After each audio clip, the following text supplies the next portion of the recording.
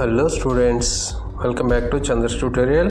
ఈరోజు ఫిజిక్స్ ప్రాక్టికల్లో భాగంగా practical 9 and 10 Boyle's law base చేసుకుని క్వశ్చన్స్ ఉన్నాయి. Question number 9, verify Boyle's law using Boyle's law operators or quill tube operators and plot H1/L graph, take 6 observations. Question number 10 వచ్చేప్పటికి plot H1/L graph using Boyle's law operators or quill tube operators, find the atmospheric pressure from the graph, take 6 observations. Next చూడండి, ఒక క్విల్ tube ఎటువంటి positions దగ్గర పెట్టాలి, boils లని ఎలా verify చేయాలి అనే దానికి ఈ ఫిగర్ గీయాల్సి ఉంటుంది. ఒక వుడెన్ స్కేల్ మీద సన్నటి ఒక గ్లాస్ రాడ్ తీసుకుని ఒకవైపు లక్క సాయంతో మూసేస్తారు. మూసిన తర్వాత దానిలోకి పాదరసాన్ని మధ్యలోకి వచ్చేట్టుగా ఎక్కిస్తారు. ఇలా ఉన్నటువంటి క్విల్ ట్యూబ్ ఆపరేటర్స్ ని ఇగో ఫిగర్ 1, 2, 3, 4, 5 ఈ 5 పొజిషన్స్ లో పెట్టుకుని మనం హైట్స్ ని మెజర్ చేయాల్సి ఉంటుంది. హైట్స్ కూడా ఏంటంటే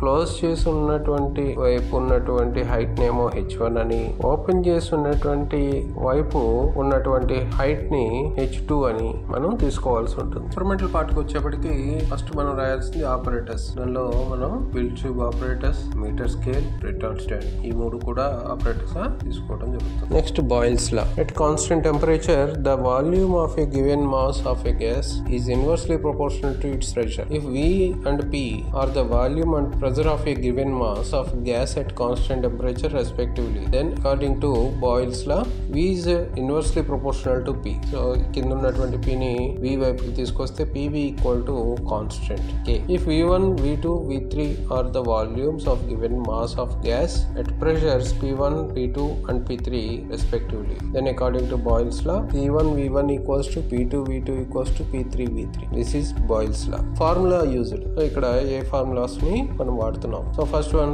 pressure of the enclosed air P equal to capital H plus or minus small h cm of Hg. Capital H అంటే ఇక్కడ అట్మాస్ఫియరిక్ ప్రెషర్, ఇది 76 కింద మనం తీసుకోవడం జరుగుతుంది. స్మాల్ h అంటే ఇందాక చూసినటువంటి హైట్స్ H1 H2 ల యొక్క డిఫరెన్స్ ని మనం ఇక్కడ స్మాల్ h కింద తీసుకుంటాం. cm of Hg అంటే మెర్క్యూరీ ప్రెషర్ ని మనం కన్సిడరేషన్ లోకి తీసుకుంటున్నాం కాబట్టి బారోమీటర్ లో రూమ్ టెంపరేచర్ దగ్గర ఉన్నటువంటి ప్రెషర్ ని క్యాపిటల్ H అంటాం. అది 76 చూపిస్తూ ఉంటుంది. Second one, boils law P into L equal to constant. పైన చూస్తే PV అని ఉంది, ఇక్కడ P ఇంటూ L అన్నారు. ఇక్కడ గమనించవలసిన విషయం ఏంటంటే L అంటే length of air column. So ఆ లెంగ్త్ ఆఫ్ ఎయిర్ కాలం అలాగే దాని ప్రొడక్ట్ అయినటువంటి ప్రెషర్ రెండు కలిపి కాన్స్టెంట్ గా వస్తాయి. వాల్యూమ్ అనేది అక్కడ డయామీటర్ నెగ్లిజిబుల్, కానీ లెంగ్త్ పర్టికులర్ గా ఉంటుంది కాబట్టి వాల్యూమ్ ని ఇన్ టర్మ్స్ ఆఫ్ లెంగ్త్ గా మనం కన్సిడర్ చేయొచ్చు. Here P is the pressure of the gas,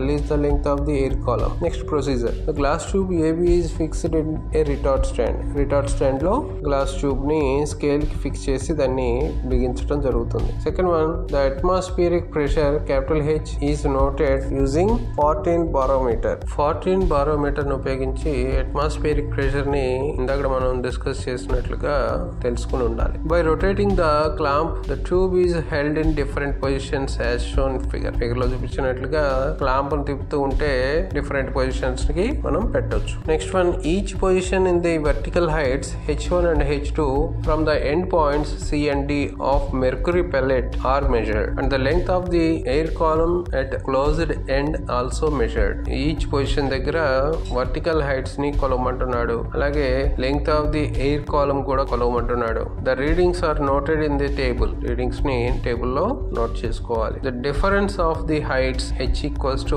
H1 minus H2 is determined. Table లో వేసాక H1 మైనస్ H2 ని H గా మనం తీసుకోవాల్సి ఉంటుంది. Next, the pressure of the gas under the mercury pellet is determined by the formula P equal to capital H plus or minus small h. So ఆ formula base చేసుకుని మనం pressure of the gas calculate చేస్తాం. P equal to H plus S is used when the open end of the tube is upwards. Open ended పైకి ఉన్నప్పుడు మాత్రమే capital H plus small h అనేది వేయటం జరుగుతుంది. అదే P equal to capital H minus small h, open end of the tube is in downwards.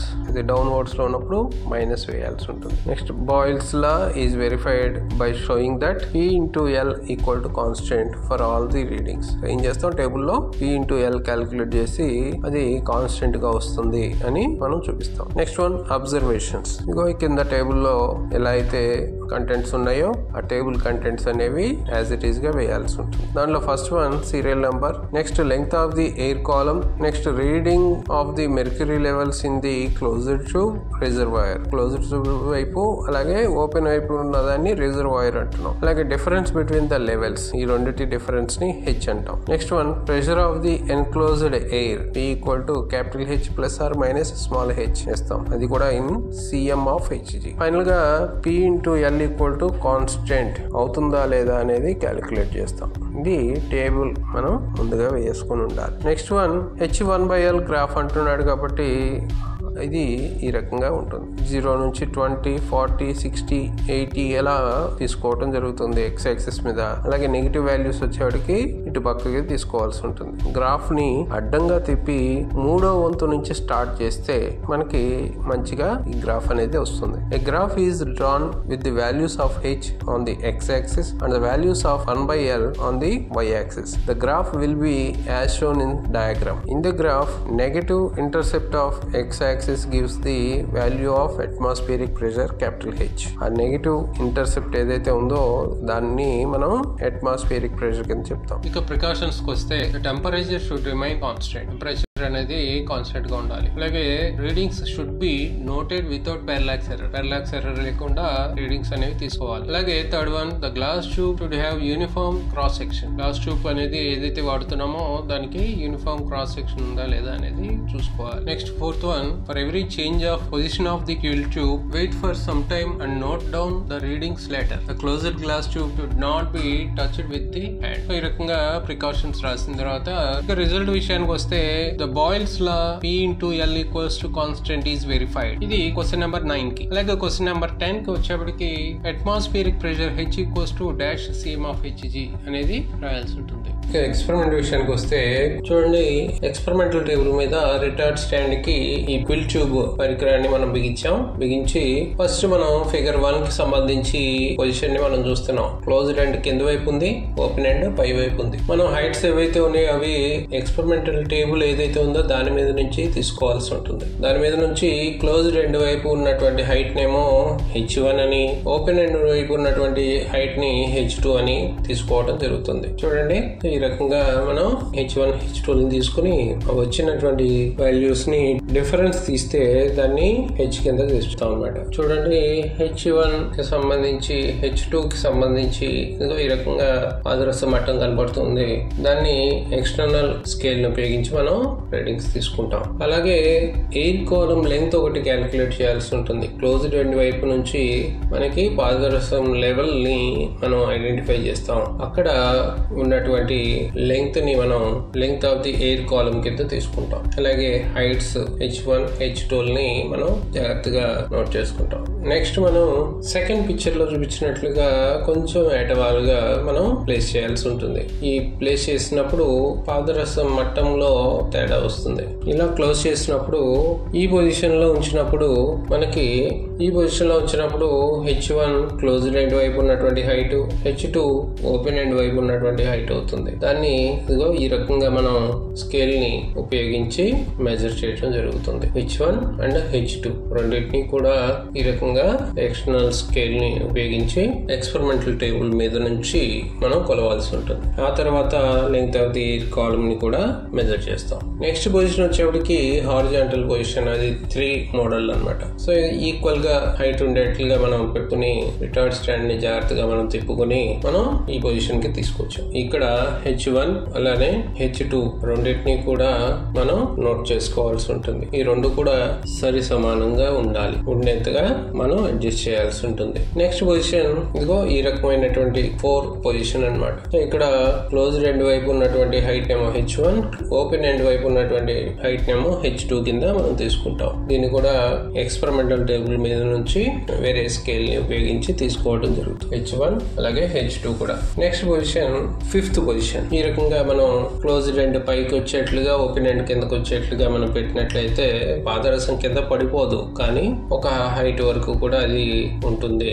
ఆ heights ని H1 H2 ని మనం ఇందాక చెప్పినట్లుగా మెజర్ చేయాల్సి ఉంటుంది. మెజర్ చేశాక ఎయిర్ కాలమ్ లెంగ్త్ ని కూడా ఏ పొజిషన్ కైనా కానీ జాగ్రత్తగా నోట్ చేసుకోవాలి. దాని L అని మనం ఐడెంటిఫై చేయాలి. క్లోజ్డ్ ఎండ్ కింద ఉన్నప్పుడేమో మనకి తక్కువ ఎయిర్ కాలమ్ లెంగ్త్ ఉంటుంది. క్లోజ్డ్ ఎండ్ పైకి వచ్చేప్పటికి ఏమవుతుందంటే ఎయిర్ కాలమ్ లెంగ్త్ పెరుగుతుంది. ఇలా తీసుకున్నటువంటి రీడింగ్స్ అన్నింటినీ కూడా మనం ఈ టేబుల్లో జాగ్రత్తగా పొందుపరచాల్సి ఉంటుంది. First length of the air column వేస్తాం. అలాగే క్లోజ్డ్ ట్యూబ్ వైపు ఉన్నటువంటి హైట్స్, ఓపెన్ సైడ్ ఉన్నటువంటి రిజర్వాయర్ హైట్స్ రెండింటిని కూడా మనం మెజర్ చేసుకుని వాటి డిఫరెన్స్ ని మనం ఈ రకంగా వేస్తాం. వేస్తే మనకి పాజిటివ్ అండ్ నెగిటివ్ వాల్యూస్ వస్తాయి. అలా వచ్చినటువంటి హెచ్ ని బేస్ చేసుకుని P = H ± స్మాల్ h. ఈ ఫార్ములాలో మనం స్మాల్ h వాల్యూని మనం సబ్స్టిట్యూట్ చేయాల్సి ఉంటుంది. క్యాపిటల్ H ప్లేస్ లో మనం 76 ని ఉంచుకోవాలి. Why? Because atmospheric pressure 76 cm of Hg ఉంటుంది. అలాగే ఇలా వచ్చినటువంటి P వాల్యూని length of the air column ని మల్టిప్లై చేస్తే దాని వాల్యూ 1300కి అరౌండ్ గా వస్తుంది. అంటే కాన్స్టెంట్ గా వచ్చినట్లు లెక్క. ఇదిగో క్యాలిక్యులేషన్ ప్రకారం PL = కాన్స్టెంట్ అని చూపించేదాన్ని క్యాలిక్యులేషన్ గాను 1/L వాల్యూస్ ని క్యాలిక్యులేట్ చేయడంలో అది ఒక క్యాలిక్యులేషన్ గాను మనం వేసుకుంటాం. H1/L గ్రాఫ్ గీయాలి కాబట్టి 1/L వాల్యూస్ ని మనం ఖచ్చితంగా క్యాలిక్యులేట్ చేయాలి. చేసి ఇలా గ్రాఫ్ కి వేరే టేబుల్ మనం టాబ్లెట్ చేసుకుంటాం. దాంట్లో H1/L 2 వాల్యూస్ వచ్చేట్లుగా తీసుకుంటాం. తీసుకుని మనం గ్రాఫ్ పేపర్ ని అడ్డంగా తిప్పి 3వ వంతు పొజిషన్ లో మనం 0తో మనం స్టార్ట్ చేయాలి. లెఫ్ట్ సైడ్ నెగిటివ్ వాల్యూస్ తీసుకుంటాం. రైట్ సైడ్ వచ్చేప్పటికి పాజిటివ్ వాల్యూస్ తీసుకుంటాం. అలాగే 1/L వాల్యూస్ కి వచ్చేప్పటికి 10, 20, 30, 40 ఇట్లా మనం గ్రాఫ్ లో చూపించినట్లుగా తీసుకోవటం జరుగుతుంది. ఇలా తీసుకుని వచ్చినటువంటి H వాల్యూకి కరెస్పాండింగ్ 1/L వాల్యూని మనం పాయింట్అవుట్ చేసి ఆ లైన్ ని పొడిగిస్తే అది నెగిటివ్ ఎక్స్ యాక్సిస్ మీద 73 సెంటీమీటర్స్ దగ్గర కట్ అవుతుంది. ఈ 73 అనే దాన్ని మనం అట్మాస్ఫియరిక్ ప్రెషర్ కింద మనం నోట్ చేసుకుంటాం. అలాగే గ్రాఫ్ అనగానే మనకి స్కేల్ ఖచ్చితంగా రాయాలి. ఎక్స్ యాక్సిస్ మీద 1 యూనిట్ = 5 సెంటీమీటర్స్ చొప్పున తీసుకున్నాం కాబట్టి 5 సెంటీమీటర్స్. అలాగే y యాక్సిస్ మీద 1 యూనిట్ = 10 × 10⁻³ సెంటీమీటర్ ఇన్వర్స్. ఇలా గ్రాఫ్ నుంచి వచ్చినటువంటి atmospheric pressure H = 73 cm of Hg అని మనం క్వశ్చన్ నెంబర్ 10 కి వేస్తాం. అలాగే క్వశ్చన్ నెంబర్ 9 కి వచ్చేప్పటికి boils law is verified as PL = constant అని రాస్తాం. ఈ రకంగా రిజల్ట్ వరకు రాస్తే మనకి మంచి మార్కులు పడడానికి అవకాశం ఉంటుంది. ఈ వీడియో మీకు నచ్చినట్లయితే లైక్ చేయండి, షేర్ చేయండి, అలాగే సబ్స్క్రైబ్ చేయండి. అలాగే మీ విలువైన కామెంట్ ని నాకు రిప్లైగా ఇవ్వండి. మీరు ఇచ్చే లైక్స్, కామెంట్స్ నాకు మరింత ఉత్సాహాన్ని ఇచ్చి మరిన్ని ఉపయోగకరమైన వీడియోలను తయారు చేయడానికి ఉపయోగపడతాయి. Thank you for watching.